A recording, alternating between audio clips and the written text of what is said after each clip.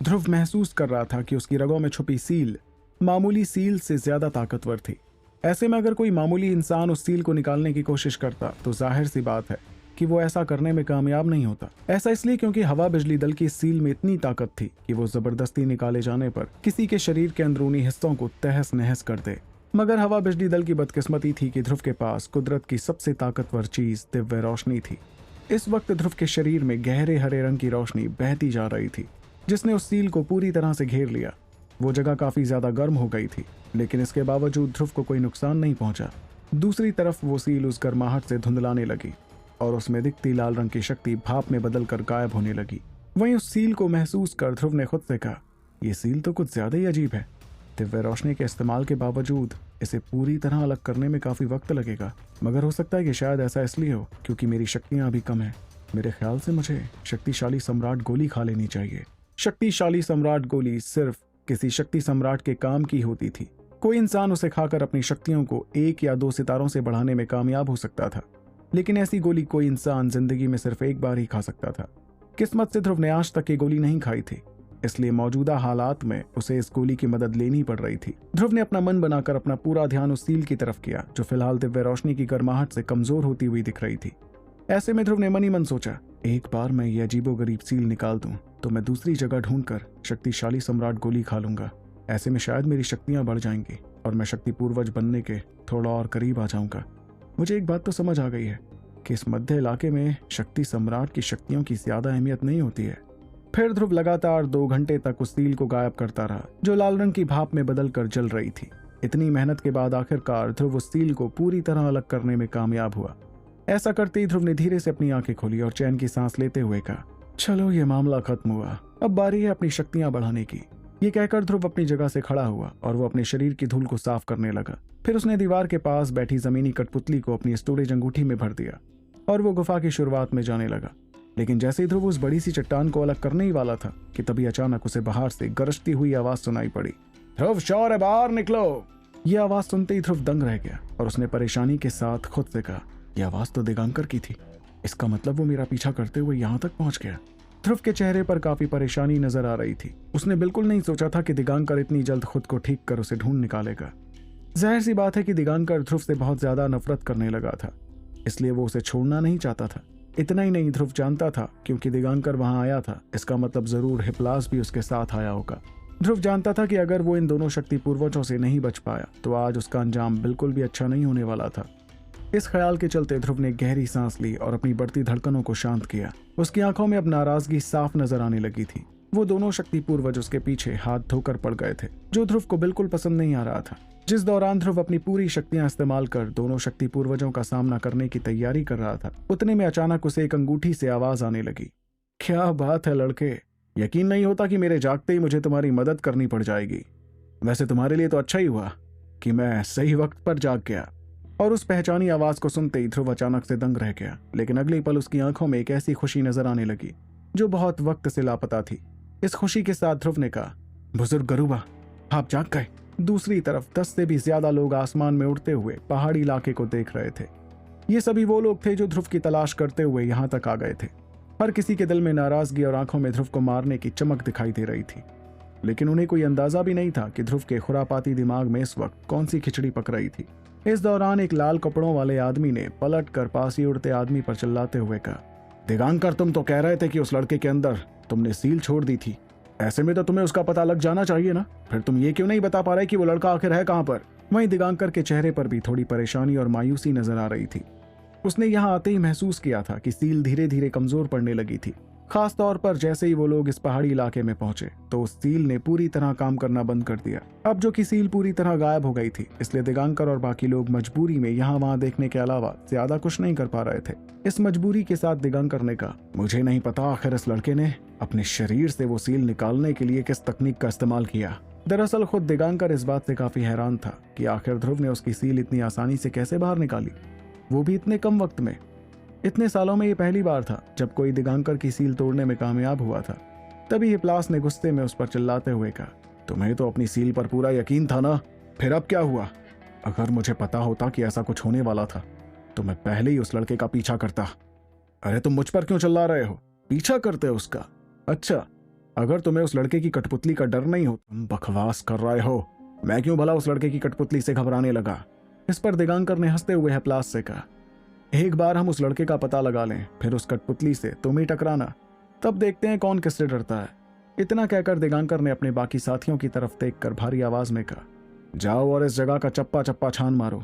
वो लड़का जरूर इस पहाड़ी इलाके में ही कहीं छुपा हुआ है। मैं नहीं मानता कि वो इतनी जल्दी यहां से चला जाएगा।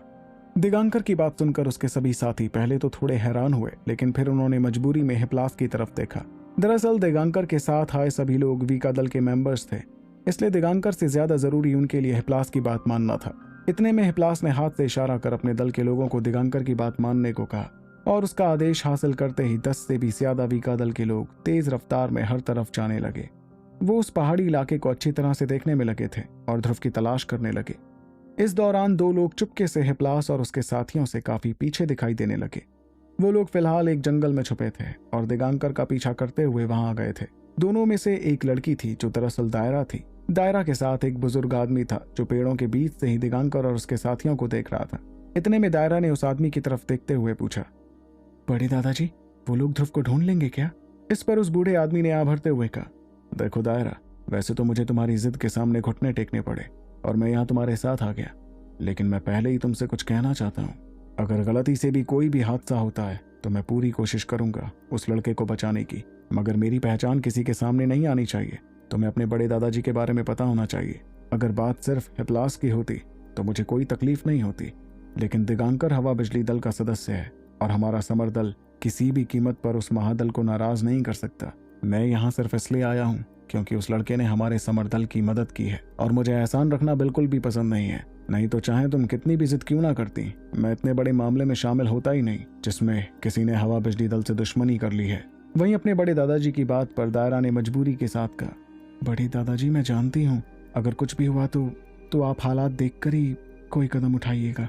अगर आपके लिए कदम उठाना मुश्किल हुआ तो आप रहने दीजिएगा।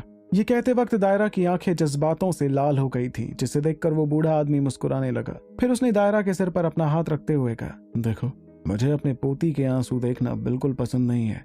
यकीन नहीं होता कि इस लड़के ध्रुव ने तुम्हें इतना जज्बाती कैसे कर दिया। और बड़े दादाजी की बात सुनते ही अचानक से दायरा के चेहरे पर शर्म दिखने लगी। वो आगे कुछ कहने ही वाली थी कि तभी अचानक दूर की पहाड़ी पर एक जोरदार धमाका सुनाई पड़ा। उस धमाके के तुरंत बाद ढेर सारी सीटियों की आवाज सुनाई पड़ने लगी, जिसमें किसी की तेज आवाज गूंज उठी, वो यहाँ पर है। जैसे ही वो आवाज दायरा के कानों में पड़ी तो उसने परेशानी में कहा, क्या उन लोगों ने ध्रुव को ढूंढ लिया? ये कहते हुए दायरा ने अपनी मुट्ठी कस ली, क्योंकि वही हुआ जिसका उसे डर था। दूसरी तरफ आसमान में उड़ते दिगांकर ने भी देखा कि एक लड़का चलकर गुफा से बाहर आ रहा था। उसे देखकर दिगांकर के चेहरे पर एक बड़ी सी मुस्कुराहट आ गई, जिसके साथ उसने कहा, क्यों लड़के, मुझे तो लगा कि तू कभी बाहर ही नहीं निकलने वाला था डर के मारे।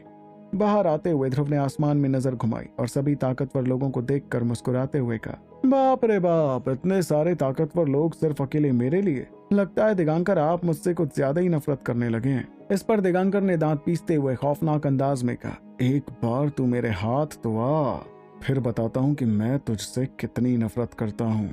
इस वक्त दिगांकर को अपने हाथों में बहुत दर्द महसूस हो रहा था और साथ ही सभी के सामने हुई बेइज्जती उसके दिल में कांटे की तरह चुभ रही थी। इतने में हिप्लास ने भी जानलेवा इरादे से ध्रुव की तरफ देख कर कहा, लड़के, इस बार तो तू कहीं भी नहीं जा पाएगा। मैंने अपने भतीजे से वादा किया है कि मैं तेरी हड्डी पसली एक एक करके तुझे उसके पास ले जाऊंगा।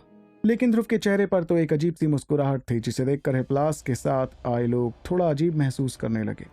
तभी ध्रुव ने उस खतरनाक मुस्कुराहट के साथ कहा, लगता है कि तुम दोनों सच में तब तक नहीं रुकोगे जब तक मैं मर नहीं जाता। अगर ऐसी बात है तो अफसोस, लेकिन मुझे तुम्हें मारना होगा।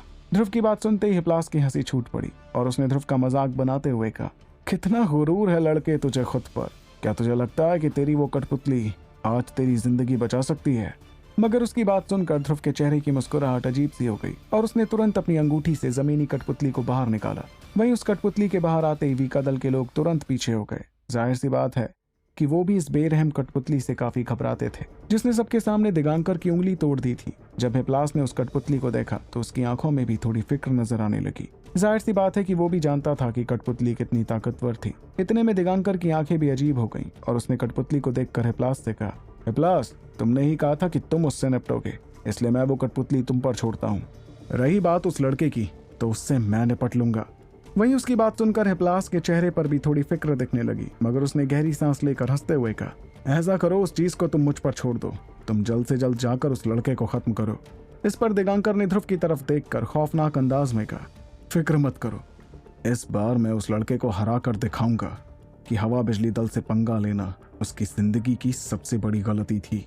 दूसरी तरफ ध्रुव तो दोनों बुजुर्गों के चेहरे पर झलकते खौफनाक इरादों को देखकर मुस्कुरा रहा था। उसने धीरे से अपनी सफेद अंगूठी रगड़नी शुरू की, जिसके बाद उसने हिप्लास की तरफ इशारा करते हुए कहा, इसे जान से मार डालो। और ध्रुव की बात सुनते ही जमीनी कठपुतली तेज रफ्तार में पैर पटकते हुए सीधे हिप्लास पर हमला करने के लिए आगे बढ़ने लगी। वहीं उसे अपनी ओर तेजी से आते देख हिप्लास ने भी अपनी शक्तियां बाहर निकालते हुए कहा, मैं भी देखता हूं कि आखिर इस कठपुतली में कितनी ताकत है, आने दो इसे। इतने में उसके हाथों से निकलती शक्तियां एक खतरनाक हथियार में बदल गईं, जिसके साथ वो इंतजार करने लगा कठपुतली पर हमला करने का। फिर वो कठपुतली जैसे ही उसके करीब आई तो उसने हथियार से एक जोरदार हमला कर दिया, मगर उस खतरनाक हमले के बावजूद उस कठपुतली से कुछ चिंगारियां निकली, लेकिन उसे ज्यादा कुछ नहीं हुआ। यह देखकर हिप्लास हैरान रह गया और उसने इसी हैरानी में कहा, इसका शरीर तो कुछ ज्यादा ही मजबूत है। दूसरी तरफ हिप्लास को उस कठपुतली से लड़ते देख दिगांकर ने अपनी नजरें ध्रुव की तरफ की और वो उड़ते हुए सीधे ध्रुव के पास चला गया। वहां पहुंचकर उसने शैतानी मुस्कुराहट और जानलेवा इरादों के साथ ध्रुव से कहा, लड़के, तूने मेरी एक उंगली तोड़ी थी ना, रुक, मैं तेरी 10 की 10 उंगलियों को तोड़कर तुझे 10 गुना दर्द पहुंचाता हूं।